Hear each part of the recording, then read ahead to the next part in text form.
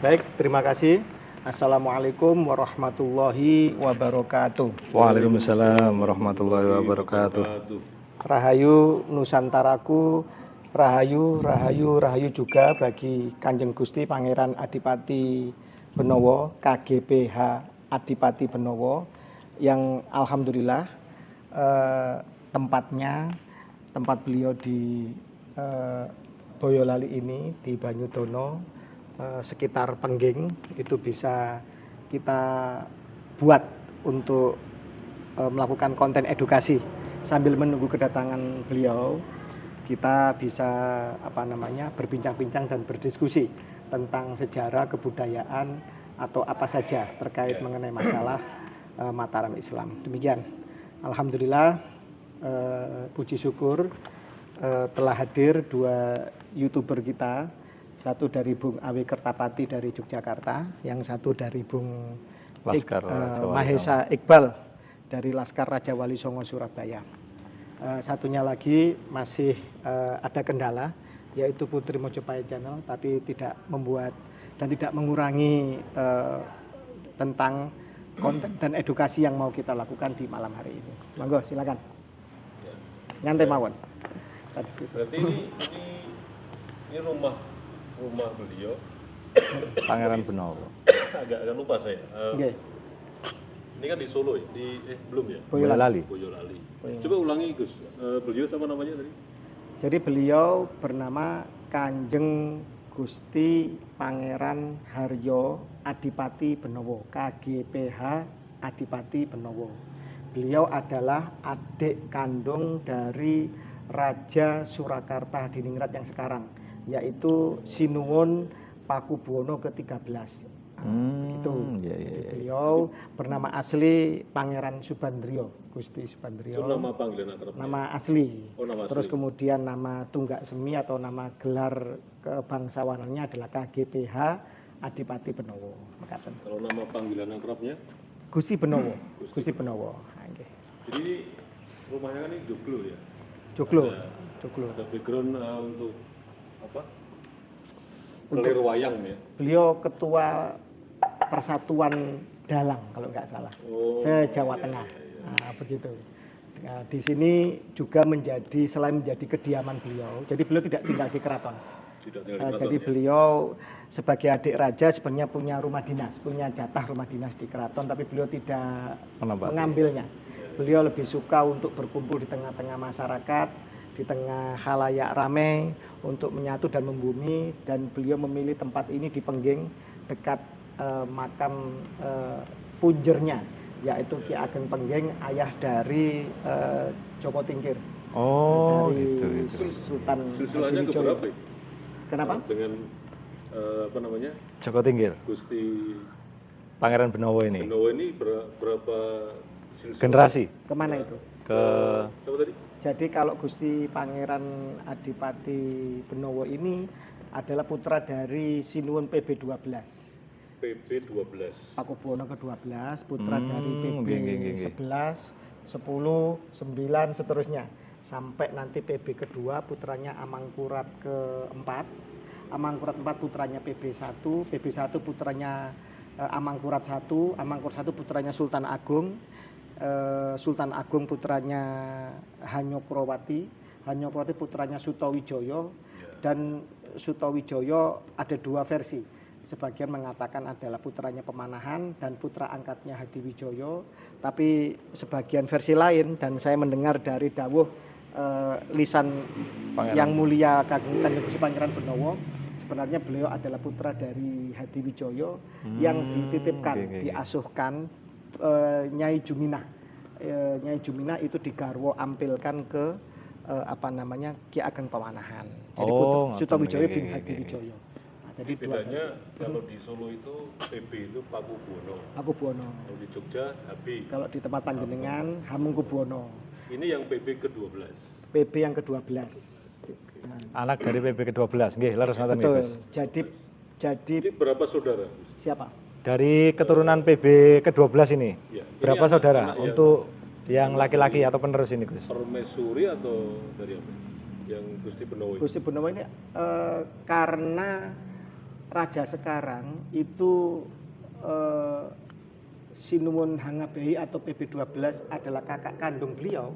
Oh, yang raja sekarang ini kakak kandung beliau. Gusti Maka bisa diambil kesimpulan bahwa ibu beliau itu secara tidak langsung adalah istri utama. Istri utama dari Raja PB12. Jadi begitu. Makatan.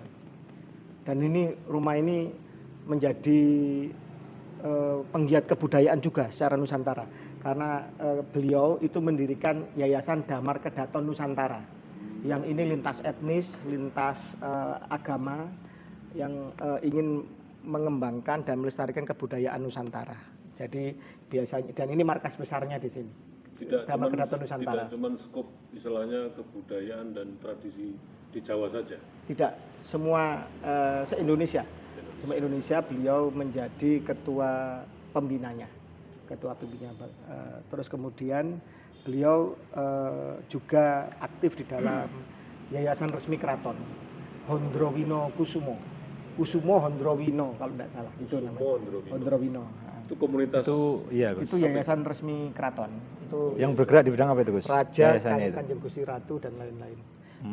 Ya yang melingkupi dan yang menggerakkan usaha-usaha kebudayaan dan macam-macam di dalam Keraton Surakarta Diningrat dan resmi. Ekonomi kerakyatan juga ya. Kenapa? Termasuk ekonomi kerakyatan juga. Saya belum terlalu detail masalah itu, tapi setahu saya memang ada gerakan-gerakan di dalam itu dan juga ada kerjasama ya dengan berbagai pihak kalau masalah ekonomi kerakyatan, tapi saya belum terlalu detail masalah itu, makanya khawatir salah. Ini nggak dikasih wayang nih, harusnya ada wayang gitu ya? Loh iya, memang sering di sini wayangan. Itu kan karena beliau juga dalang dan ketua dalang Jawa Tengah. Jadi sering beliau dalang juga ya. Dalang. Waktu kapan hari salah satunya saya mengikuti wiyosan beliau atau hari ulang tahun beliau. Di sini juga ada beberapa dalang hadir, ada yang doktor, ada yang masuk dalam tim ekonomi Pancasila, juga dari penggiat seluruh Indonesia, full rame dan itu. Luas sekali ini. Ini joglonya soko berapa ini ya? Lumayan banyak ini. 15 kalau. 15 betul. Kalau nggak salah ya. Besar 15 sekali. 15 cm kalau nggak salah. Dan itu kayunya kayu utuh. Bisa kayu dibayangkan. Ini peninggalan dari bukan Kesultanan. Oh, bukan. Bukan. Beliau memang selain penggiat kebudayaan juga beliau juga istilahnya punya usaha-usaha yang itu usaha-usaha itu juga murni untuk pengabdian di dalam kebudayaan. Jadi begitu. Dan menggali lebih dalam soal beliau ini Gusti Pangeran Benowo ini. Kira-kira tahu nggak ya soal polemik nasab yang sekarang masih terus berjalan sama temuan baru ini soal begal makam nih. Terutama keranda keraton ini kan suka kalau nggak dialih terus juga di pindah ya. Kira-kira beliau tahu nggak ini ya? Gini, sebenarnya saya tidak dalam kapasitas menjawabnya karena harus ditanyakan langsung kepada beliau. Cuma bocoran sedikit saja. Sepanjang kami bersinergi di dalam kebudayaan, di dalam diskusi, di dalam juga diskusi-diskusi internal, beliau juga sangat prihatin. Artinya beliau ini adik raja yang juga pejabat resmi di bawah raja. Jadi adik raja dan pejabat resmi di bawah raja. Dan salah satunya kalau nggak salah ya, selain pariwisata juga masalah pusaka dan makam kalau nggak salah. Kalau nggak salah saya khawatir keliru. Tapi nanti kalau beliau datang bisa tanyakan sendiri sama beliau. Jadi gitu. Jadi beliau juga sangat prihatin dengan masalah begal nasab, masalah pembelokan sejarah dan klaim-klaim makam dari kelompok imigran ini. Jadi sebagaimana kita ketahui ini kan selain juga Trah Mataram dibelokkan ke Asmat Khan ya, Asmat Khan atasnya ke Ba'alawi, yang itu sumber referensinya kitab Samsuddohiro, yang Samsuddohiro ini di situ jelas tertulis bahwa ke arah Vandenberg orang Belanda yang ya tahu sendirilah orang Belanda dan Yahudi, dan Vandenberg ini marga Yahudi, itu Gubernur Jenderal Belanda itu juga dari Bot, Jans Petersen Kun sampai Alting itu marga Yahudi. sebagian besar memang dari marga Yahudi, dari Yahudi Belanda, Yahudi Eropa itu. Jadi kemudian beliau juga sangat prihatin dengan kondisi itu, makanya kita datang ke sini atas izin beliau dan atas sepersetujuan beliau untuk diwawancarai. Jadi semacam itu. Ya. Terus begini, ini mungkin nanti kan saya dapat kabar juga dari Keraton Jogja soal pemalsuan makam di wilayah Jogja ini kan banyak juga kan, sampai KRT Sumodiningrat itu sampai hari ini juga belum clear, tapi ya mudah-mudahan sih pihak keraton apalagi HB ke-10 ya, mudah-mudahan, tapi saya nggak bisa memastikan ya. Nah terkait dengan itu, di sini ini waktu awal mula makam-makam khususnya putra-putra Keraton Solo ini, sebetulnya peran antara keraton kemudian dengan ormas PBNU ya, dan cagar budaya yang itu terkait dengan departemen ya pertama. Ini apakah tidak ada koordinasi sebelum menjatuhkan nama makam ini A, makam ini B? Artinya gini, pihak keraton kan pasti lebih punya otoritas nih. Oke, paham. Bahwa misalkan Gusti Pangeran A ini makamnya di sini, tapi kenapa kok ada sekarang ini muncul semua bahwa itu dihabibi semua, dibalawi semua. Itu gimana itu? Tapi peran-peran organisasi ini gimana gitu loh? Jadi PBNU, keraton dan departemen ya yang terutama kebudayaan di sini gimana itu? Jadi sebenarnya kan gini, sebenarnya simbiosis antara ulama dan umarok di Nusantara terjadi sudah berabad-abad silam. Pasca Majapahit itu kan berdiri Imperium Demak sebagai kelanjutan Majapahit dengan lembaga Wali Songo itu sendiri, Sunan-Sunan itu. Dan itu sekarang mengalir di dalam keraton-keraton Nusantara yang sekarang ada, termasuk kan dari Demak ke Pajang, Pajang ke Mataram dan seterusnya. Kan Mataram pecah Giyanti, Surakarta Diningrat, Yogyakarta Diningrat, kemudian ada Mangkunegaran, Pakualaman kan. Dan kemudian lembaga Wali Songo menjadi sekian ratus ribu pesantren. Dan sebenarnya antara ulama dan umarok Nusantara antara ini di Jawa maupun di luar Jawa sebenarnya saling terjadi asimilasi, akulturasi maupun terjadi proses saling menikah. Jadi keturunan Mataram juga keturunan Wali Songo. Keturunan Wali Songo juga sebagian besar juga keturunan Mataram kan gitu. Yang di Jawa Barat juga ada Wali Songo Sunan Gunung Jati, juga simbiosis dengan Demak, dengan dengan Keraton Cirebon, Banten dan lain-lain. Jadi sama-sama saling bercampur secara darah, secara pernikahan tadi itu. Jadi ketika kemudian menyikapi masalah itu sebenarnya yang kita lihat adalah kecolongan.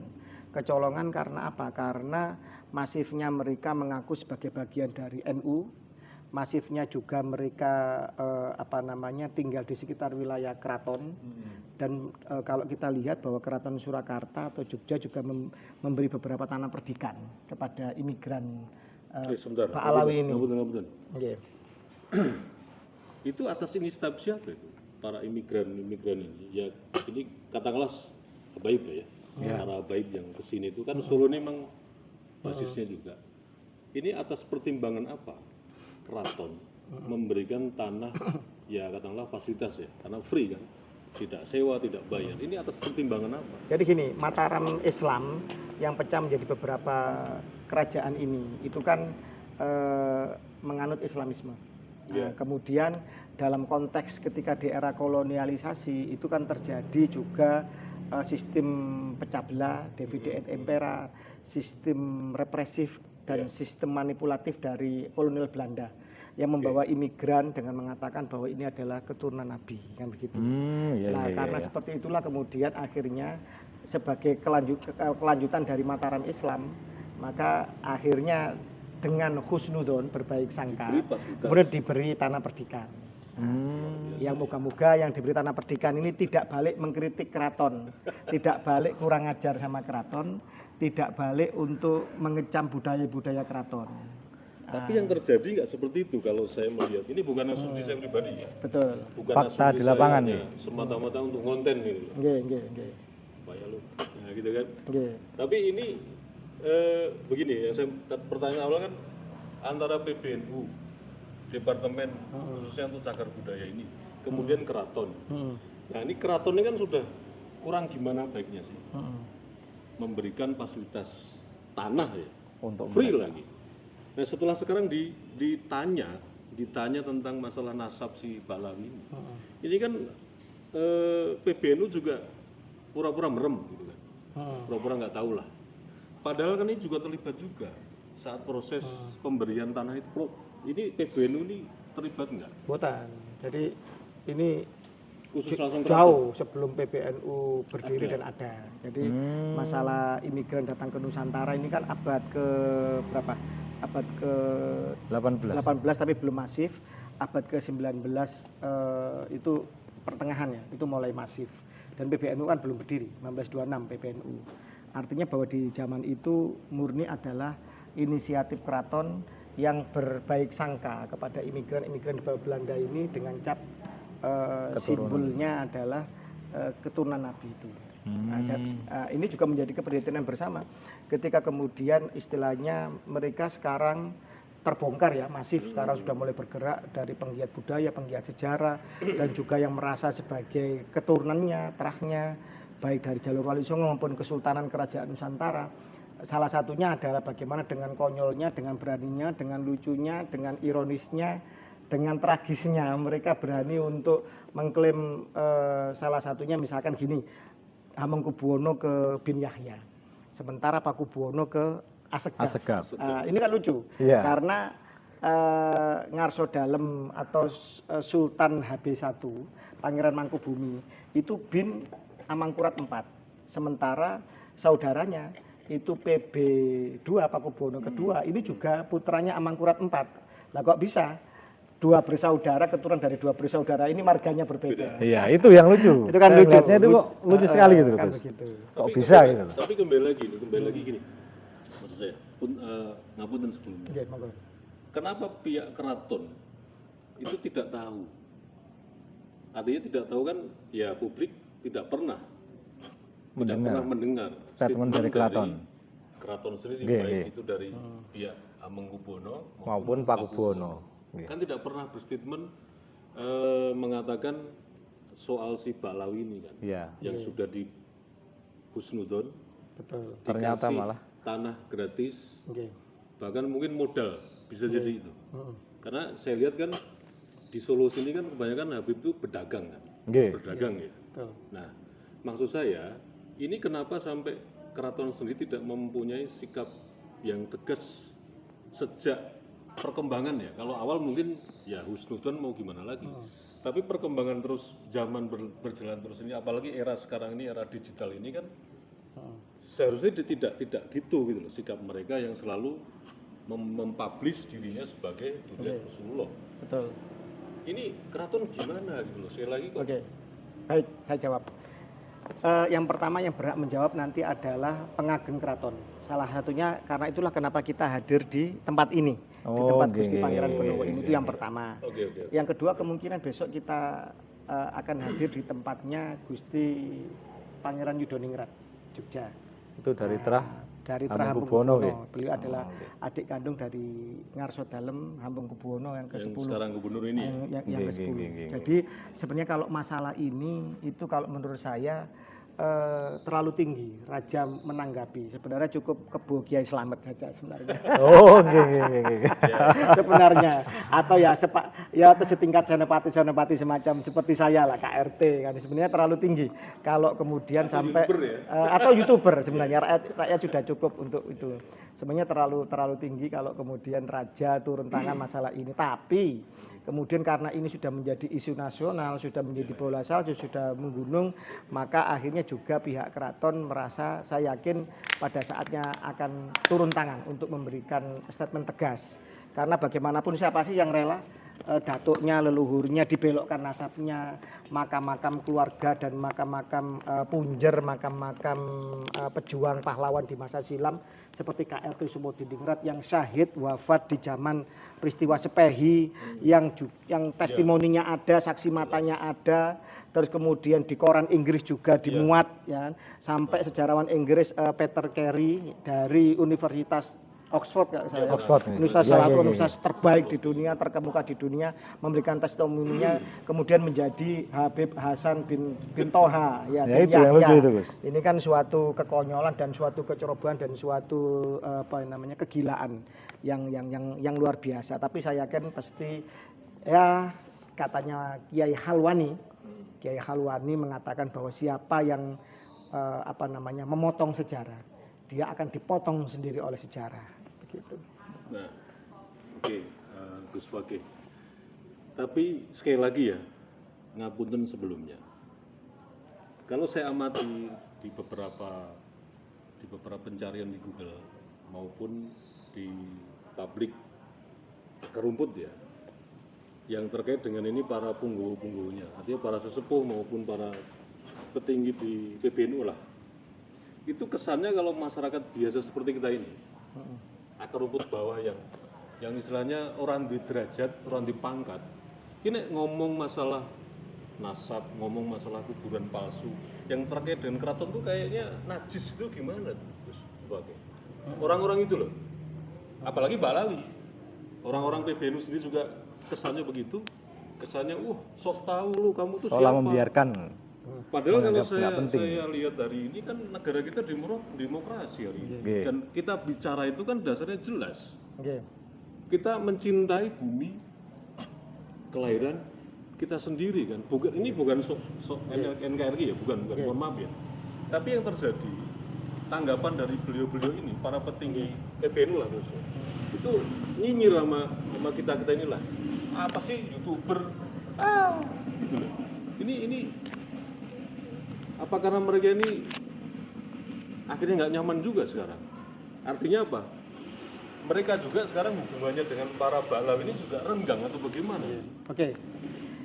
Sebenarnya kalau kita mau menilai atau mengamati sesuatu itu harus kompleks. Kompleks itu dalam arti gini, jangan mengamati sesuatu hanya dari sudut pandang. Sebenarnya gini, dalam sejarah sampai kapanpun tidak akan mungkin bisa mengalahkan akal sehat dan ilmu pengetahuan. Monggo. Tidak akan mungkin bisa mengalahkan akal sehat dan ilmu pengetahuan. Ya.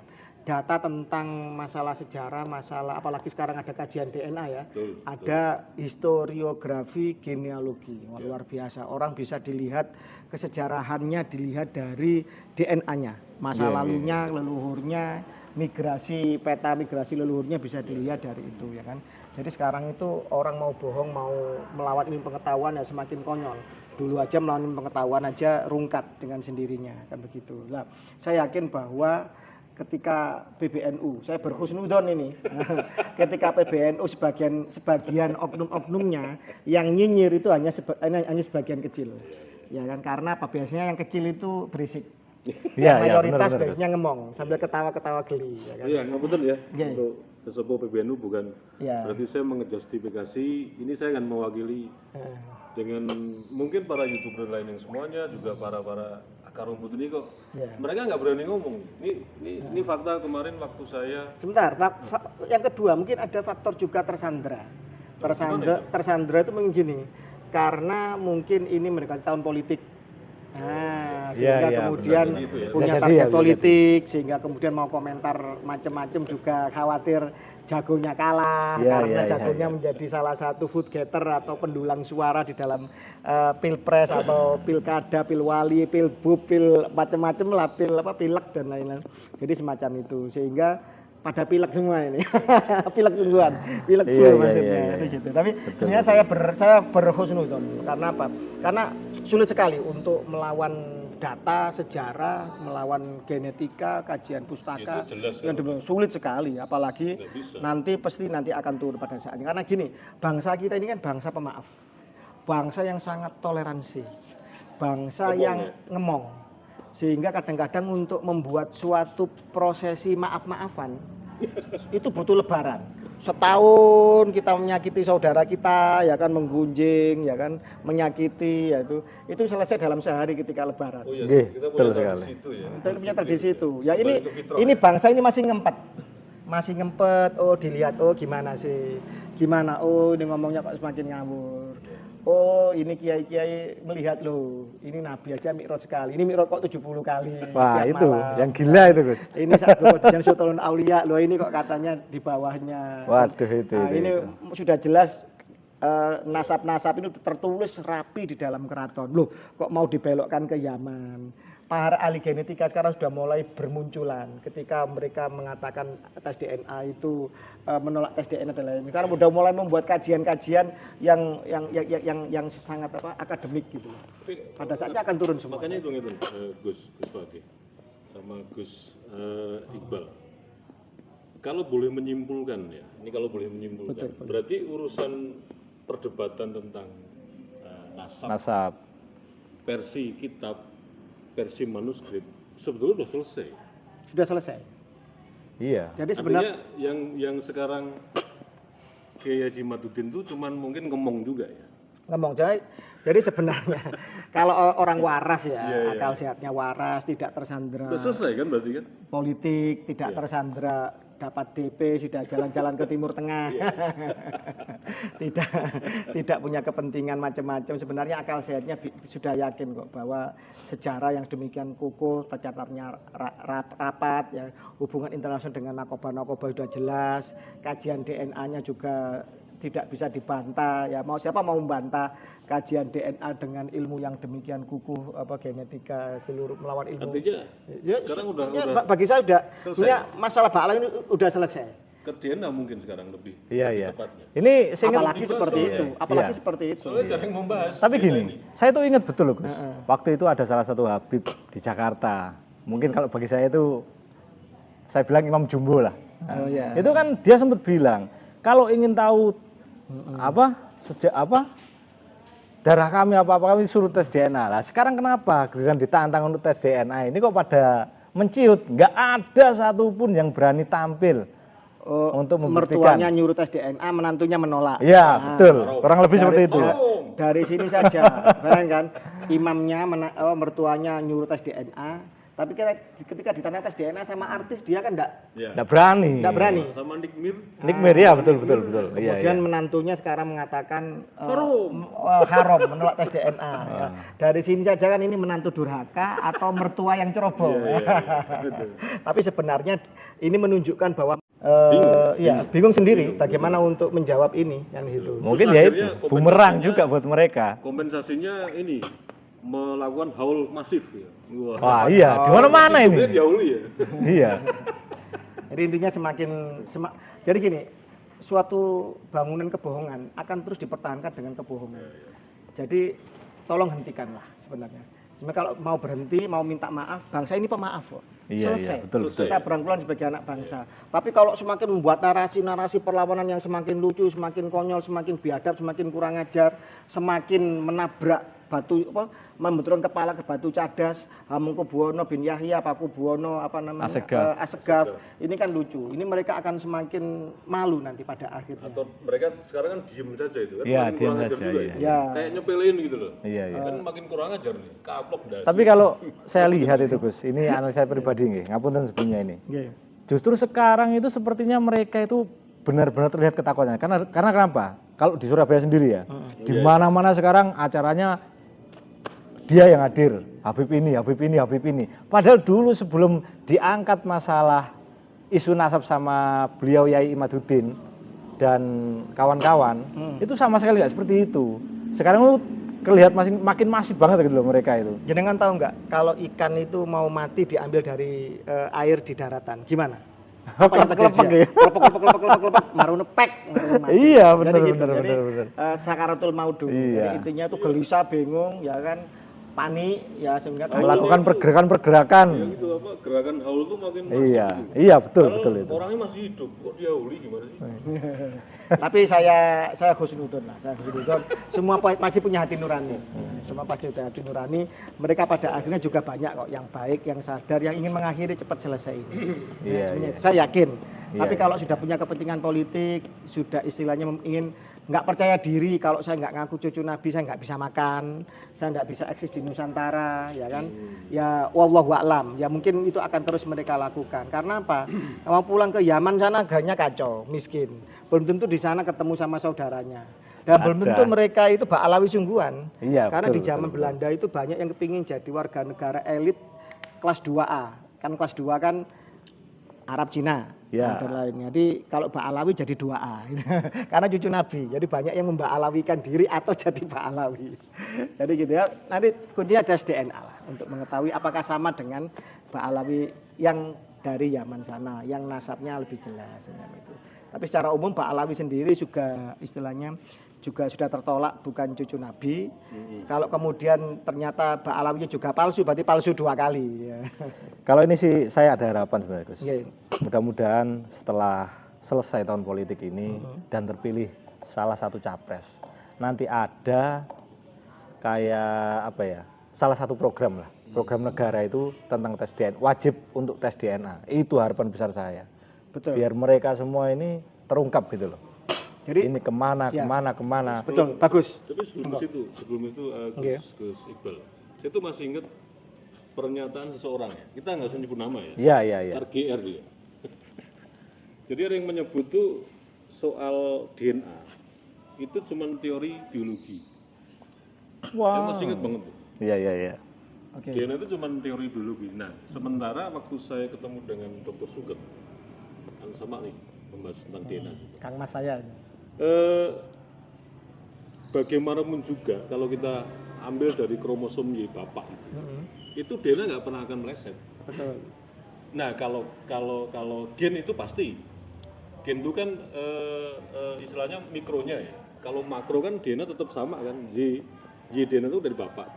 Dia mau hidup dimanapun juga tetap dia akan nyambung DNA ke bapak. Tapi kalau gen, kata Dr. Sugeng, itu akan berubah sesuai dengan dia lahir di mana, iklimnya bagaimana, lingkungannya bagaimana. Nah itu gimana menurut jenengan itu? Kok ada sementara orang yang hanya menyepelekan, wah DNA itu cuman teori biologi itu nggak penting, itu gimana? Jadi gini, yang pertama gen itu resep kita dibentuk. Misalkan gen mata, gennya mata biru atau mata hitam. Nah, gen itu pengaruh juga dengan lingkungan. gen itu tersusun dari DNA. Gen itu ada di kromosom. Jadi DNA menyusun gen ada di tiap kromosom. Gen mata ada di kromosom kesekian, koordinat sekian, itu sudah tersusun semua. Jadi Tuhan sudah menyusun dengan sangat rapi dan indah. Jadi semacam itu. Enggak, maksudnya gen itu bisa berubah-berubah. Jadi ingat, Kalau DNA enggak? itu ada YDNA, ada mtDNA, itu ada ATDNA atau autosomal. Jadi autosomal DNA itu menyusun dari ujung rambut sampai ke ujung kaki.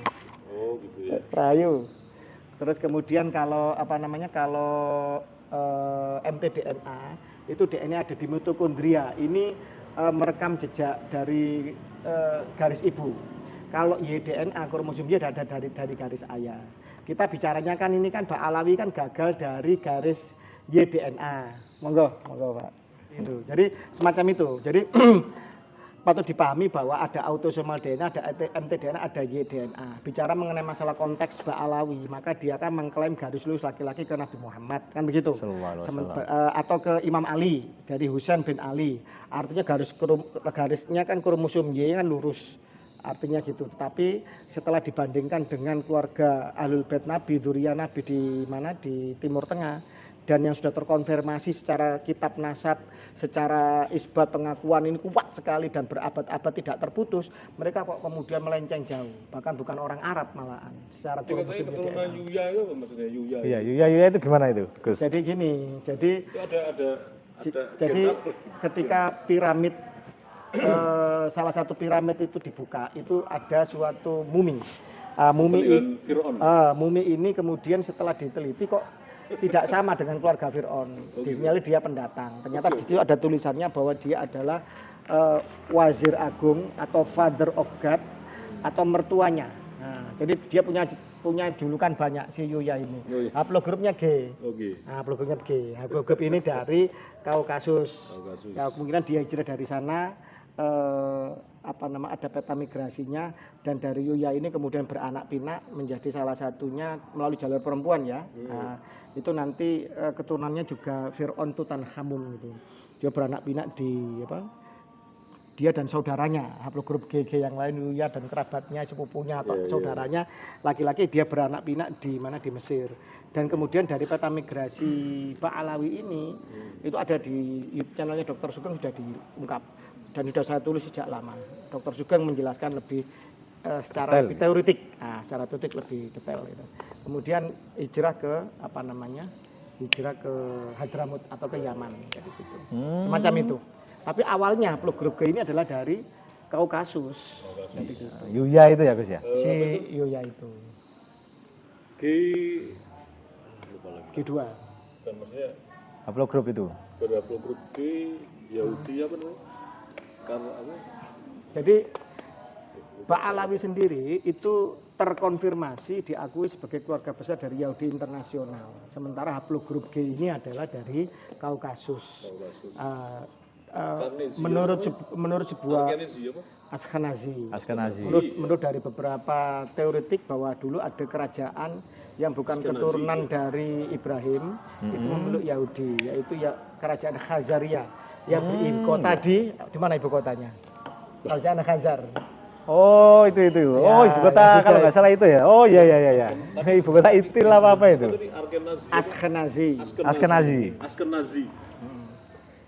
Ashkenazi ini salah satu. Di belakangnya Nazi ini jangan ada hubungan dengan Hitler nih. Oh, enggak, beda. Ashkenazi ini adalah sebutan dari salah satu keturunan Nuh yang ada di Kaukasus itu. Jadi gitu. Kaukasus Nabi Nuh ya? Nah, yang kemudian dari sini banyak yang memeluk menjadi Khazar, itu memeluk agama. Yang dipercayai kapalnya di Afrika ya, terdampar itu. Betul enggak itu? Justru di Turki kalau nggak salah. Laut mana? Turki. Laut Turki apa Afrika itu? Mati tak laut mana itu? Masih banyak tapi itu. Kalau dari lihat materialnya kayu jati dari Jawa ya. Iya, makanya itu.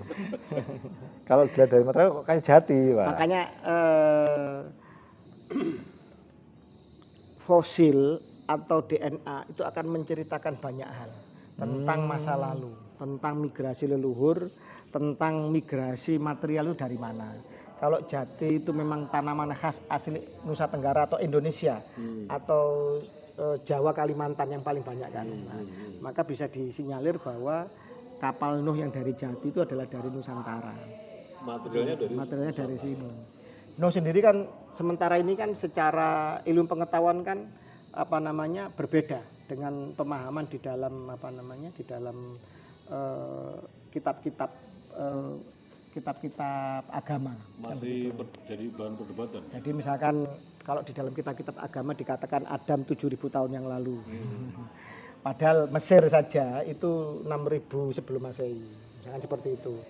Lah kata-kata 7 lapis bumi, 7 lapis langit, 7.000 tahun, bumi diciptakan dalam berapa masa itu dan lain-lain, malam semesta. Ini sebenarnya kan kata-kata kiasan. Kata-kata kiasan atau mungkin tahapan atau apa. Jadi waktunya apa? Ya ilmu pengetahuan yang menjelaskan. Secara kalau material itu ya secara tes karbon, kalau manusia ya secara tes DNA, mutasi-mutasi di dalam DNA. Saya ingat kalau kita pas itu memang dites tes karbon. Oh iya seperti kimia. Iya. Mungkin kayak gini Gus. Karena saya sebetulnya untuk DNA ini kan rumit banget ya. Iya. Apalagi mempelajari segala waktu lah. Ngeten. Ngapunten. Kita bicara kitab. Kalau Kiai Nur Iya kan jelas kitabnya. Kita kan pernah juga di rumah itu kan, banyak kan, artinya ada perpustakaan kecil di situ. Artinya beliau ngomong ini kan jelas. Betul. Sumbernya. Betul.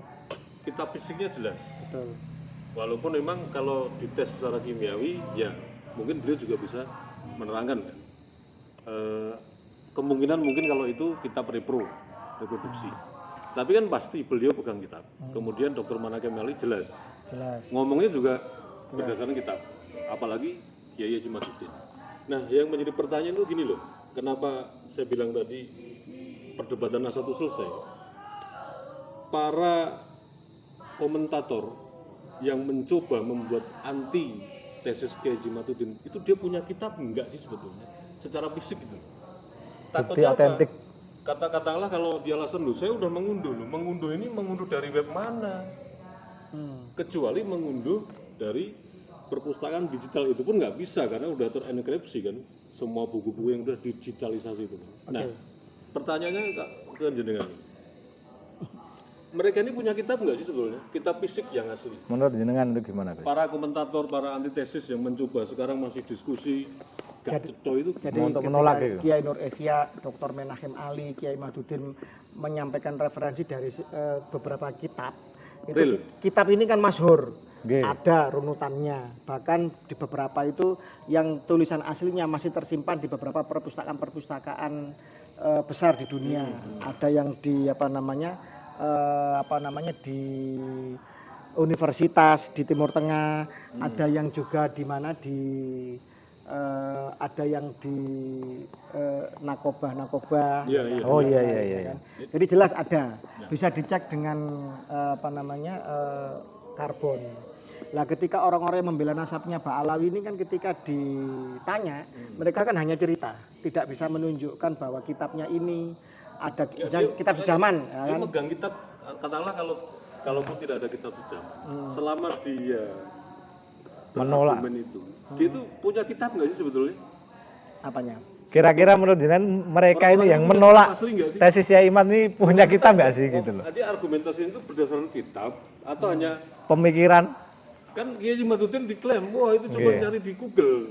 Oke. Ya, Anda yang sebagai komentator, argumentator, Yang membela. antitesis Kiai Jimaduddin, Anda punya kitab nggak sih sebetulnya? Kitab yang dipakai oleh Kiai Jimaduddin, Dr. Menachem Ali, bahkan sampai Kiai Haji Nuria. Saya kejenengan mau ngeritik. Kalau saya nggak punya pegangan, ngeritiknya Oke, paham. Saya Gimana, maksud gimana? arahnya paham. Gimana itu? Jadi kalau menurut saya tidak berani berandai-andai. Ya silakan ditanyakan ke sana. Oke. Kalau mau istilahnya apple to apple, ya ketemu duduk dalam forum ilmiah dengan di tempat yang sangat ilmiah dan netral, bahasanya akademik, keilmuan. Mereka apa dasarnya? Misalkan kitab sejamannya apa? Mereka kan bingung. Ada yang mengatakan tidak ada syarat harus kitab sejaman. Yang satunya mengatakan harus, yang satunya setuju dengan kitab sejaman. Ini ada saya. Ada ini tidak ditunjuk-tunjukkan kan begitu. Ya, iya itu. Nah, kalaupun nggak ada, Anda selama ini menjadi tokoh baru dalam nasab berdasarkan kitab sesuai dengan narasi. Anda itu punya kitab nggak sih sebetulnya? Takutnya ngunduh. Dan kalau ngunduh gimana itu? Ngunduh dari mana gitu? Ngunduh di mana? Makanya kadang-kadang saya juga itu. Itu. Kayak kemarin itu undangan Yai Imat untuk yang menolak tesis beliau itu, saya juga sebenarnya pengen tahu sampai di mana sih tanggapan mereka. Apa pengecut itu mereka hingga nggak berani jawab Karena kalau di undangan beliau mohon maaf ya, itu. bukan kita sok tahu. Yang diselenggarakan di Banten itu politis semua, itu penuh dengan politisasi itu. Bukan pure. Makanya kan keilmuan. tidak perlu hadir. Karena apa? Karena tidak di dalam suatu tempat yang ilmiah, tidak dengan keadilan yang ilmiah, dan juga tidak dengan tidak dengan dihadiri oleh lembaga-lembaga resmi. Kan Robito Alawi juga tidak hadir dan juga mengatakan tidak mengirimkan materi. Jadi buat apa dihadiri? Jadi Iya. semacam itu. Ada juga komentator di channel saya itu, dan juga ada juga seorang Ba'alawi juga yang istilahnya sumpah serapah. Wes medsos entek no, bahas soal nasab. Engko paling juga, wing. Nah, ini kita nggak bisa berhenti. Kita nggak akan pernah berhenti. Nggak pernah berhenti, nggak mungkin. Dan ini sudah menjadi konsumsi publik kok, sudah menjadi Kita nggak konsumsi akan milenial, pernah. bahkan media-media mainstream, bukan hanya di medsos kan udah padat sekali, dan ini sudah mulai merembes, sudah mulai menjadi konsumsi di media mainstream. Dan pada saatnya ini juga akan menjadi isu nasional yang masif dan negara pasti akan hadir, karena tidak mungkin negara akan membiarkan sesuatu yang segenting dan strategis ini untuk dibiarkan begitu saja. Kalau di kalangan nakoba dunia ini sudah dibicarakan tentang masalah koreksi kepada Ba'alawi ini, begitu. Semacam itu. Iya, waktu kemarin itu ada pejabat di Yordania lah, disebut oleh orang itu pejabat Yordania yang sudah digantikan Betul. Kalau di sini mungkin sekelas MUI ya kalau nggak salah nih ya, kalau nggak salah. Bisa juga salah sih, tapi dari pergantian jabatan itu orang ini yakin bisa menggali informasi bahwa minimal 5 narkoba dunia itu sudah memvalidasi nasabnya Balawi nyambung ke Dullah Rasulullah. Nah cuman begitu ditanya 5 ini siapa saja, ya cuma disebutin 5 gitu aja. Sekarang gini, Gimana itu? pertanyaan kan gini, yang disebut itu kan mufti. Ya. Mufti itu Mufti, ya. itu pemutus fatwa atau hukum Islam. Wilayahnya fuqaha atau ahli fikih. dia seorang ahli fikih. Nah, kan Fikih begitu. ya, tempatnya fikih. Fikih. Nggih, Nah, nggih, nggih. sesuatu itu halal atau haram, sesuatu itu boleh atau tidak, sesuatu itu bagaimana. Ini beda urusannya dengan nasab. Oh, dengan narkoba Nasab itu. itu urusannya nakib, bukan mufti. Oh, Mufti iya, iya, sendiri, iya. nakib sendiri. Irak pun juga, di Irak, di Mesir manapun, di Mesir ada Darul Ifta. Itu pemutus fatwa. Di Al-Azhar dan sebagainya itu. Dan nakibnya juga ada sendiri, nakobahnya itu ada sendiri. Beda. Satu ngurusi mencatat keturunan, satu bab hukum-hukum Islam. Ini suatu hal yang Jadi sama juga kita sakit itu yang gigi. pertama, itu yang pertama. Kita sakit gigi tapi ke dokter hewan. Ya. Dan yang kedua, dia mengklaim bahwa yang bersangkutan mengklaim bahwa ada beberapa narkoba yang memvalidasi. Ya. Pertanyaan gini, kalau jenengan misalkan lulusan STM Pembangunan Kediri, misalkan gitu ya,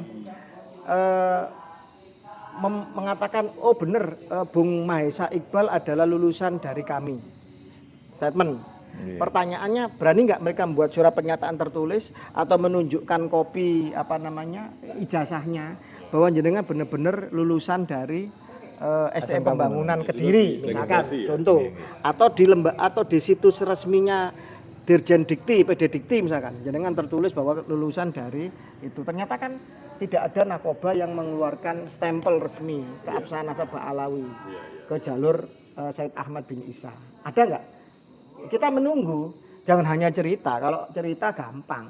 Ya seperti dongeng sih itu, Isra Mi'raj 7 kali ke langit. 70 kali itu. 70 kali ke langit, ontanya hafal jalan di langit. Nyari kitab nggak ketemu-ketemu, nakibnya nggak ada, Nah, Dena nggak cetol, Mulai. dibakar tapi. jadi sebenarnya kalau menurut saya ini sudah ya tinggal tunggu waktu. Ibarat kurva itu mereka yang sudah mapan dibawa oleh Belanda, cucu Nabi, melakukan banyak klaim dan kejahatan-kejahatan, palsu makam, palsu sejarah, klaim-klaim gak jelas, klaim-klaim yang sesat itu sekarang sudah terbongkar semua dari segala kajian. Mereka sudah kurvanya sudah kurva turun. Jadi gitu. Ini menuju kerungkatan, dan bagi mereka yang berpikiran cerdas, yang berpikiran sehat dan tahu posisi, sebenarnya lebih tobat lebih cepat lebih baik sebenarnya. Untuk bangsa ini bangsa pemaaf kok. Bangsa ini bangsa pemaaf. Jadi Belanda menjajah kita, tapi kalau Belanda datang ke sini sebagai turis, kita sambut dengan baik, tidak kita Masih pukuli. dihormati. Padahal dulu Westerling kurang jahat apa, Jepang Romusa kurang jahat apa, kerja paksa. Datang ke sini kita sambut dengan baik, kita sebagai tamu, sebagai apa, nggak ada masalah. Jadi begitu. Soalnya memang sudah selesai pembahasan nasab itu kan. Iya, Waktunya saja. tinggal tunggu waktu. Kalau mereka ingin menolak ya buktikan. Penolakan itu dibuktikan dengan bukti yang real. Betul. Jangan cuma congor aja yang Makanya kemana-mana. Saya setuju dengan Gus Pakeh untuk mengembangkan tema ini sampai nanti kapan nggak tahu. Memang sekarang harus kita tanya para regulator ini, para tokoh historis, ahli waris tokoh historis mungkin ya, ahli waris tokoh-tokoh historis yang pertama soal nasab dibelokkan, soal makam dipalsukan. Ini kita harus keliling nih. Saya setuju dengan Gus Pakeh karena dia memang saksinya, Betul. dia ahli warisnya, lu waris lu ini masalah lo. Salah satunya itu dari kesultanan itu. Itu tokoh historis murni loh, jelas ada kan. Nggih. Habib Amengkubuwono maupun Pakubuwono Pakubuwono. ini kan tokoh historis ini. Iya, Nah, sekarang warisnya dikempongi kabeh loh. Ini kita harus memang ya mau nggak mau turun keliling ini. Iya. Sekarang itu dunianya sudah global, jadi munculnya kupu-kupu berwarna pelangi misalkan di hutan Amazon ini sudah sudah langsung akan menyebar. Begitu ada satu orang menjepret, diangkat ke media sosial, ya akan langsung menyebar ke seluruh dunia masif. Iya. Semacam itu. Apalagi tokoh-tokoh besar seperti pewaris bangsa kita ini akan Iya, menjadi kajian dan Benar-benar seperti yang kita tunggu ini ya. Iya, iya. Apa namanya? Gusti Benowo ini Gusti kan. Pangeran Gusti Pangeran Benowo ini ya, Gus. Besok insya Allah juga dengan Gusti Yudoningrat. Insya Allah semua apa namanya akan bersuara pada saat Iya, iya. Karena memang beliau pewarisnya. betul. Kalau bukan beliau ya mau siapa lagi? Karena hanya beliau-beliau ini Leluhurnya yang itu memegang. benar-benar tokoh historis di Indonesia ini ya. Pasti Iya. akan angkat suara. Iyalah. Walaupun sebenarnya cukup sekelas Senopati ke bawah sebenarnya. Atau mungkin Kiai Slamet, Kebo Kiai Slamet itu cukup ya untuk menyikapi ini. Kita nanti Ketinggian ya kalau level raja pangeran menyikapi itu, tapi pada kita akhirnya buat konten sama memang itu. harus itu. Pangeran apa? Kebo. Ya? Kebo pangeran, Kebo Kiai Slamet, Kiai Slamet, Kebo Kiai Slamet. Ya 2-3 ekor lah. Iya, akan ditanyain bersuara ya, dia. ditanya akan bersuara nanti gitu. Kalau mohnya 3 kali berarti balai palsu. Nah, ini kalau terakhir untuk Karena apa? Karena kebodohannya seperti kebo. Jadi cukup kita tanya ke kebo atau kebo yang memberi sikap. Sinyal. Iya, memberi. 3 kali mau Betul. udah rungkat langsung. Betul. Gimana? Apa kurang bagus? Yang kebodohnya seperti kebo? Oh, sangat bagus. Sangat bagus. kalau itu Gus, untuk harapan jenengan sendiri ini Iya. dari yang kita perjuangkan saat itu seperti apa Gus? Harapan besar dari jenengan sendiri. Kalau saya jujur, kalau saya itu ingin menjaga anak cucu saya biar benar-benar paham sejarah yang real, sejarah yang nyata mulai dari mbah-mbah, dari buyut-buyutnya itu jelas gitu loh, nggak dibelok-belokkan. Kalau jenengan sendiri gimana ini Gus? Kalau saya Harapan melihat gini, besar jenengan. kalau saya melihat gini, suatu kasus kalau 1, 2, 3 ini adalah bagian dari mungkin kekhilafan. 1, 2, 3 kasus, iya. mungkin khilaf. Iya. Tapi kalau sudah ratusan makam, terus raja sejarahnya dirubah, kemudian pahlawan juga diklaim, terus situs-situs bangsa dari bendera merah putih, lambang burung garuda dan lain mau diklaim semua, hal-hal besar mau diklaim. Saya kok melihat bahwa ini ada suatu skenario rencana jahat dan besar. Iya. Sebagaimana juga Nun Sewu, kalau secara DNA mereka adalah bagian dari Yahudi Khazar yang sekarang juga mendominasi Zionisme di negara Israel, yang mereka adalah awalnya tamu, kemudian mereka pada akhirnya memperbudak, mereka pada akhirnya mengakuisisi, menggusur, menguasai sejarahnya orang-orang Palestina. Bahkan kemudian mereka membuat makam-makam palsu, ya kan, untuk menunjukkan bahwa leluhurnya sudah ada lama di Palestina. Nah ini kan saya melihat kok skenario sama, naga-naganya sama, ya kan, bau-baunya itu sama, kebusukannya baunya itu sama gitu loh. Jadi ini kan harus waspada dan saya pikir ini akan menjadi suatu momentum dan pasti akan menjadi suatu hal yang kebangkitan bersama dari anak bangsa. Karena jadi gini, Allah atau Tuhan kita semesta alam menciptakan sesuatu kan tidak ada yang batil. Mungkin Allah menjadikan Ba'alawi ini untuk menjadi penyengat kita, energi kita, bahwa kita harus bersatu, kita harus mulai lagi berbicara atau mengingat leluhur kita, atau peninggalan-peninggalannya. Kalau dulu kita kan abai, kita mungkin Mbak Boyot aja nggak hafal namanya, nggak hafal, baca nggak tahu namanya. Sekarang kita buku nasabku ini, kekancinganku ini, ternyata saudaraku di sana, kita nyambung semua. Ternyata kata jalurku ke sini, kita semua saudara. Wali Songo itu saling menikah dengan ini kerajaan ini kan begitu kan, sehingga kemudian ternyata ini menjadi suatu energi bersama bahwa kita akhirnya momentum untuk saling mengenal, saling silaturahmi, dan diawali dengan Nun Sewu, kecerobohan dan mungkin kejahatan, klaim nasab Nabi dan juga klaim sesat tentang sejarah Nusantara oleh kaum Ba'alawi, para habaib Yaman ini. Iya, betul. Ya seperti setting kita malam ini, ini kan peti ini, bukan peti orang mati, peti wayang. Di wayang.